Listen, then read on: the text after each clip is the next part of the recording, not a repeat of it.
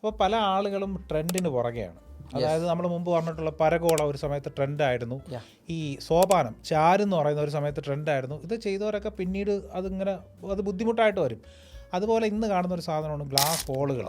ഇപ്പം അടുത്ത സമയത്ത് ഒരു വീടിൻ്റെ ഫ്രണ്ട് വോളില്ല, പകരം ഗ്ലാസ്സാണ്. നമ്മൾ ട്രെൻഡിന് പുറകെ പോയിട്ട് ഇത്തരം ഗ്ലാസ്സുകൾ കാര്യങ്ങളൊക്കെ ചെയ്യും. പിന്നീട് ഇത് നമുക്കൊരു അബദ്ധമായും തോന്നും.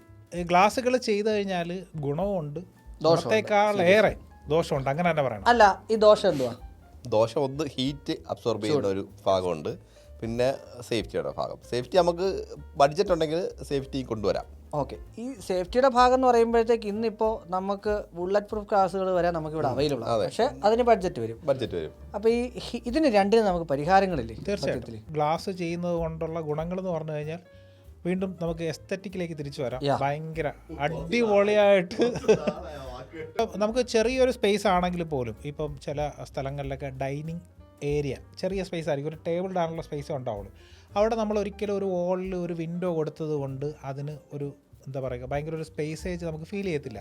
അതേസമയം ആ വോള് പൂർണ്ണമായിട്ടും കട്ട് ചെയ്തിട്ട് അവിടെ ഒരു സ്ലൈഡിങ് ഗ്ലാസ് ഡോറ്, ഇതിൽ തന്നെ നമുക്ക് ഗ്ലാസ് ഡോറിലേക്ക് വരുമ്പോൾ സ്ലൈഡിങ് ഉണ്ട്, നമുക്ക് അതുപോലെ തന്നെ 2-way 3-way ട്രാക്കുകളുണ്ട്, അതുപോലെ ഫോൾഡിങ് ടൈപ്പ് ഉണ്ട്. 45-ലൊക്കെ ഫോൾഡ് ചെയ്ത് കഴിഞ്ഞാൽ നമുക്കൊരു 10 സെൻറ്റിമീറ്ററിൽ ഈ വോള് ഓപ്പൺ ചെയ്ത് ക്ലോസ് ചെയ്യാൻ പറ്റും. അത്രയും സ്പേസ് കിട്ടും.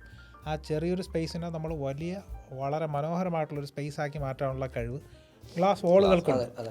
അതുപോലെ തന്നെ പകൽ സമയങ്ങളിൽ നമുക്ക് അതായത് നമുക്ക് ഇന്റേണലുള്ള പവർ സപ്ലൈ കാര്യങ്ങളൊന്നും ആവശ്യമില്ല. ലൈറ്റിന്റെ കേസിൽ ആവശ്യമില്ലാതെ അതൊരു ഭയങ്കര നാച്ചുറൽ ലൈറ്റ് മാക്സിമം കൊണ്ടുവരാൻ പറ്റും.